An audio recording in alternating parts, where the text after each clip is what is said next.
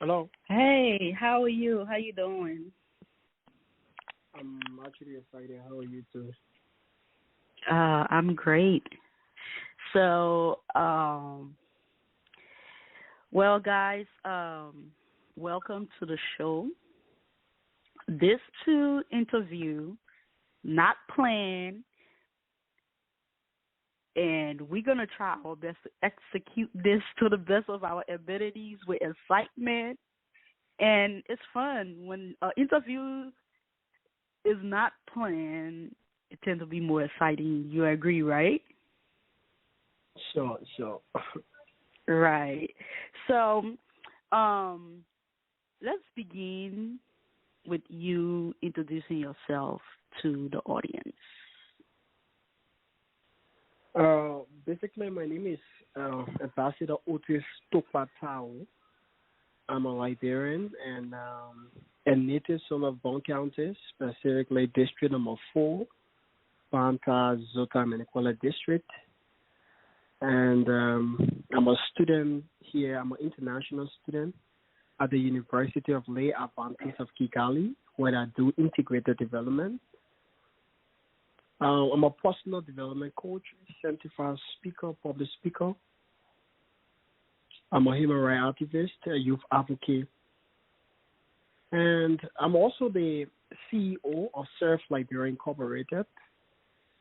I'm the executive director of Jonah Togbah School of Leadership and Development, an online institution that is meant to shift in the capacity of young people, specifically leadership development and personal growth. Yeah, I'm a native and person of Bon County. It's actually an astonished honor to be on your platform today. Great. So that means you can speak Pele fluently. There where my parents actually slapped me off the path because I didn't actually grow up back in a rural place. I was in Banca and I spent some time. I was in like in Almorovia on Capital University campus, just like that. Yeah. So when it comes to the Pele vernacular, I'm not too good at that. Yeah. But I understand some of the saying in the Pele language, and yeah, just like that. You know what?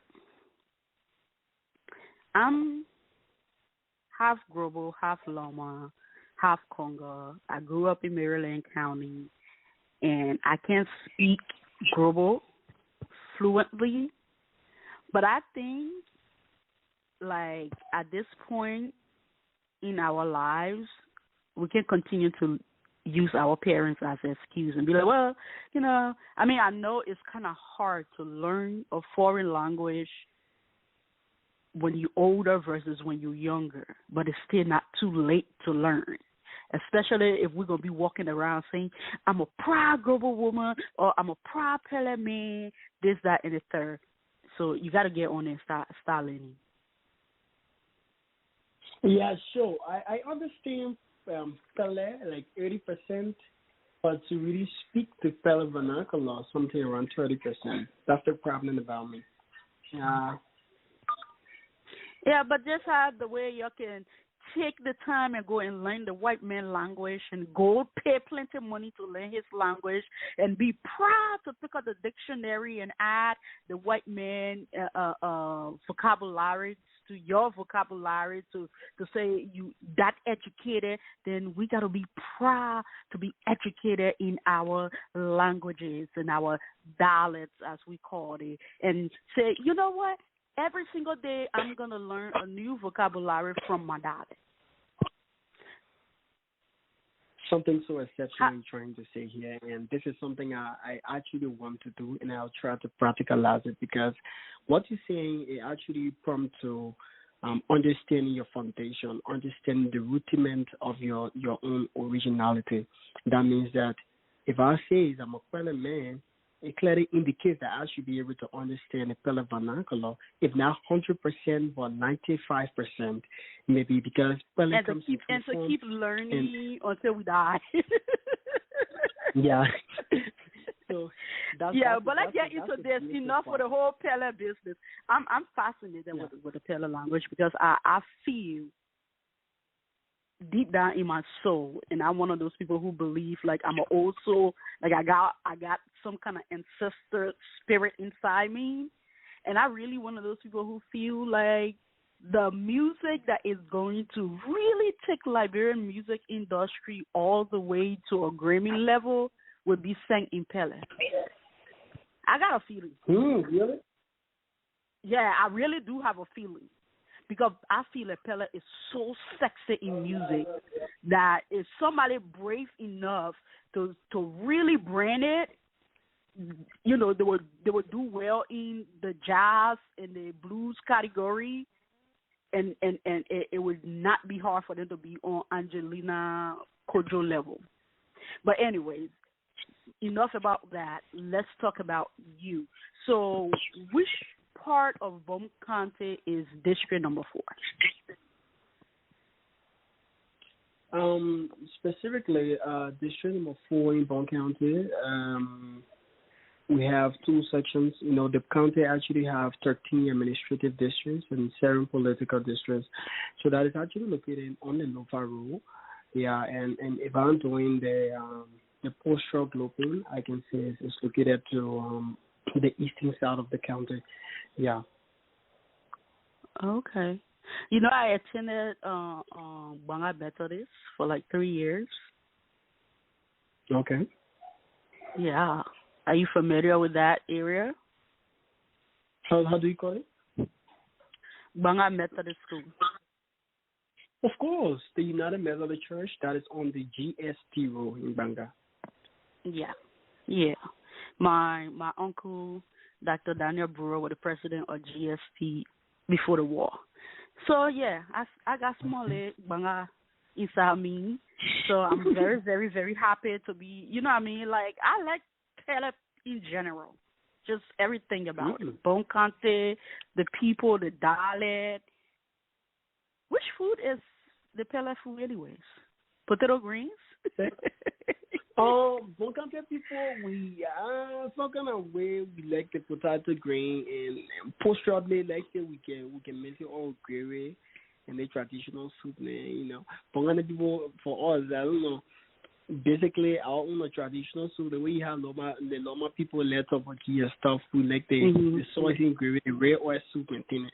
And the one where you can put the cream. Yeah, the red oil soup. You're absolutely right. That is so true. Now, how old are you, if you don't mind me asking? I was born February 6th, 2001. I'm just 20 years of age. Oh, my goodness. And you are out here doing it, just making your people proud. And I'm proud of you. Of course. Like, I don't know you on a personal level. I'm not going to lie. I don't follow you, and I really do appreciate you reaching out. But the moment you did, I had to go do my research, and I'm looking at the things you're doing, and I'm so proud. I'm sure your parents are very proud of you. The Bon County people are proud of you, and me as a Liberian, I'm very proud of you. We don't want to finish up your minutes. We know you're calling from on an international line, that right? So let's just get to your most recent achievement. You got so many achievements that it would take us forever to go through them, and we will. You know, over time we'll do more interviews, and it doesn't have to always be, you know, verbal. We can write articles and this and the third, but let's focus right now on your most recent achievement, which is you came what, second place? No, first place. Oh, first place. Oh, good. My goodness, forgive me. I'm over here demoting you. That's Brennan. Oh my God. I know. I should be ashamed of myself. I'm so sorry. But first no, place. that's okay. That's okay.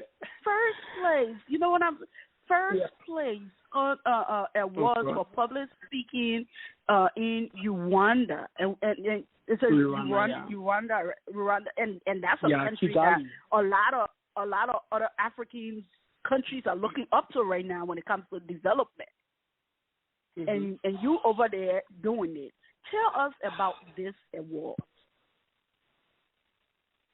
Yeah, sure. So basically, it is national organization that is partnering with the country, basic statistical analysis, and they have data advocacy, women empowerment, human rights basis, and the basic fundamentals direct to building the human capacity of emerging leaders and young people. It's called the Citizen Voice and Action, CVA, and it is the country national public speaking competition. And this term around, it came out with 11 participating universities in the country, and we had 22 participants out of the 11 top universities in Rwanda. With these, with one of those universities, we had the program. It is a national public speaking competition, and it gave us a topic that basically, direct the conversation to how can youth become an active citizen and an agent of change, specifically driving from the economic sector of their country. I'm talking about youth development and, effective participation of young people in Africa. And this also drew the posture of a lot of young people from specifically Rwanda, to the convention hall in Kigali. And I attended the program representing Liberia because I was the only Liberian, and I was representing my country in myself, although the university sent me.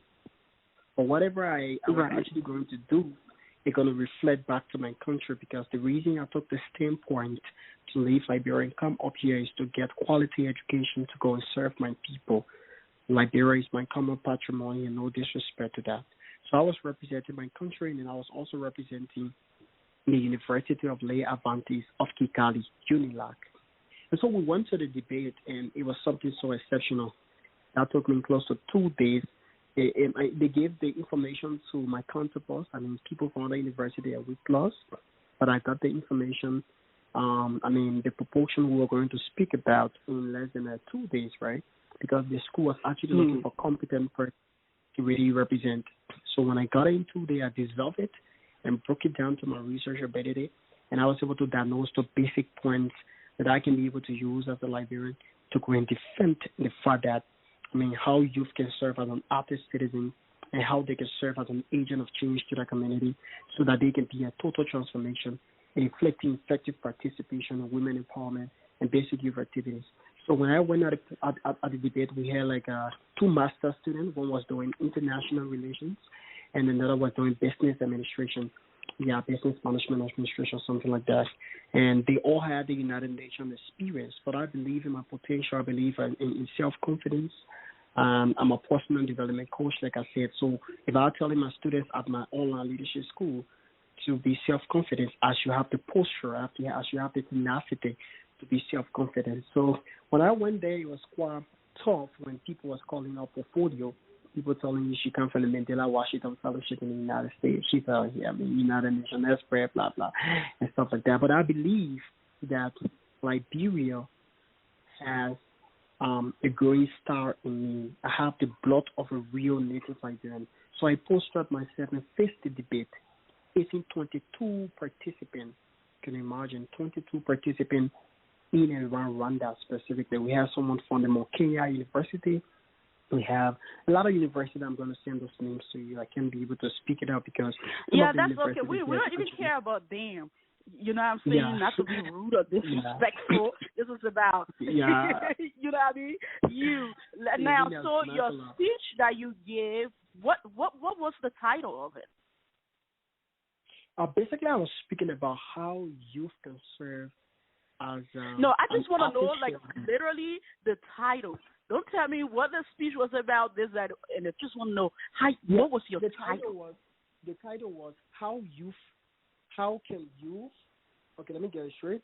The title was how can you become an active citizen and agent of change to transform your community. That was the basic topic that I was speaking on from the international perspective. And that's powerful. That was talking about. Yeah, and that was the basic topic I was speaking on, and with those 22 contestants. And as God could have it, as to my points, I came first place winner and the best public speaker of CBA Rwanda National Public Speaking Competition right here in East Africa. Amen to that. So could you give us like 3 bullet points that you made? Like, don't make it long. I know you're a public speaker, but we're crunching on time here. And so just give me 3 sentences, like 3 major points you made using only 3 sentences. Basically, I firstly wanted to make them understand who is an active citizen, and I told them that an active citizen is a person who plays an active role in his or her community to advocate for change and actively participate in community services. And on a behavioral perspective, it clearly means that active citizens equally promote good governance and recognizes access to justice, women economic empowerment, youth employment, technical social infrastructures, religious tolerance, and political participation. And with that, I clearly give them a clear scenario that an active citizen should be a team player who adapts to solving complex social problems like injustice, police brutality, rape, corruption. I mean, that can be done through a collective dialogue, like the conversation we was having there. And I took them to a poster scenario and of youth activism, and that clearly indicates or clearly points the conversation to Black Lives Matter that took place in the United States of America. Active citizens, people who wanted to change the perception that police brutality was a serious infliction to human race. I mean, they stood up in the United States on George Floyd, Black Lives Matter. I took them to the end rape protest in Liberia, where young people saw the posture that our fellow sisters were being raped, and the young people, as an active citizen who was advocating for change to transform their community, they took the change and stood out for their rights. Our sisters were actually being raped by men. And I also draft a little analysis to the facts in Nigeria. I mean, these are just basic global change youth activism scenario. And I also indicated the United Nations Security Council resolution actually clearly spoke about promoting peace and speak about security, how youth can be an active citizen in promoting peace, reconciliation, and a prospective dialogue. We as young people should be involved into peace, reconciliation. And I also draw their focus to the Sustainable Development Goals, which I quoted Goal 4 that speaks about quality education. And because when you are educated, that comes in 2 forms, whether you are formally educated or informally educated, because the formally education comes with you being sitting in class and getting those basic knowledge, you having access to office job, and informally you have access to vocational skills, and you can be able to use those skills to impact your community. Another point that I actually raised was the aspect of volunteerism, because people who work together as team comes out of a dream work, and dream work lead to whatever the basic objective or the team will actually envision. So volunteerism is one of the key components that young people can use to transform their community. You can be a volunteer in your community. You can serve whatever way, but you do the volunteerism not only theoretical aspect, but you make volunteerism practical. That means you can organize a general cleaning all day for your community. You are an active citizen. You will do that to make your community clean. And when your community is clean, you're going to transform lives, right? And I mean, there are so many things I spoke about. I also talked about the usage of the social media. A lot of people misuse the social media. They don't really understand what the basis of the social media. Social media is actually meant to connect people around the world, but a lot of people go on the social media, post things that are not really in accordance, although everybody has access to their own life. Yeah, that's I know. correct, but, you know what? I'm sorry. I gotta stop you in your track because I'm really focusing on time. But those are all real great points and important points that I really kind of want us to end this interview on this point about the misusage of social media, because I gotta promise you this. With me working with the entertainment industry, there are many times when I have to go into entertainers' inboxes and tell them, "Hey, this Voking thing you're doing is bringing our country bad. This this joke you're making about rape, and this joke you're making about that, and you know they just think so long they add the laughing emoji to it, then it clears the air with everything else is uncalled for. The country is already a joke." We don't need the citizens to come and laugh at it. It's not funny. You know what I'm saying? But you are absolutely right. When it comes to social media, the responsibility of bringing Liberia on a positive note, it doesn't mean to ignore what's wrong. That's not what that's meant for. You know what I mean? When they say bringing on a positive note, but at the end of the day, the only people that can bring Liberia to the level where it is respected would be Liberians. And therefore, we got to use social media wisely. I thank you so much for the time. I'm sorry I got to cut this short because, like I said, it's not a planned interview, but I am definitely going to continue to follow. Be expecting some articles, and let's continue this, and I'm definitely going to give you my support. Now, I know the last time when I said 3 sentences, you shoot for the star like a politician and crop everything in there, but we can say everything in one interview. So at this time, I've literally sincerely want only 3 sentences of short message to the young Liberians out there. And then we can end you first, Brennan, you want to fight me like a politician. That's good. So that's it. Unite the hammer on the head. All right, that's great. And let me use this opportunity to firstly extend thanks and appreciation to you for giving me the platform. It was something very horrible. I mean, like, can I say something to the Liberian people? And you'd be like, oh, you are welcome. This is something I much actually appreciate. I want to use this platform to say thank you so much for giving me the opportunity to be able to articulate issues. I mean, specifically the matters to the uplifting of Liberia, flagging out our country color on an international basis. To our young people, I want to say let's adequately use the social media to connect people. Let's adequately use the social media to serve as an influence to our community instead of using that to pin black our country, because there are a lot of people out here, when you speak about Liberia, they be laughing. They see these things, they take it real. They doesn't care about emotion, right? Let's use that to serve as a clear use to our community. Thank you so much for the opportunity, and I just hope we have another perfect and amazing time. So, okay, one more thing. This just got to happen. I just got to do this because I love Pele so much. Just say something in Pele for the people. I even care la Pele say it doesn't matter. Today you want me? Oh my God! Which one? Okay. If I say Paku Maimi, what am I? Oh, these are nourished, but I mean it's on the fundamental. It's just a routine of Pele vernacular, just a basic. Paku Maimi, come let you rice. I want to I want my knee. I want to eat rest. I want lianwa. I want to go and take bath. It's just like that. Yeah. Thank you so much. It was a pleasure talking to you. Great interview. Have a wonderful day and continue to do great things, okay? And I will follow, I promise. Thank you. All right. Have a great one. Bye.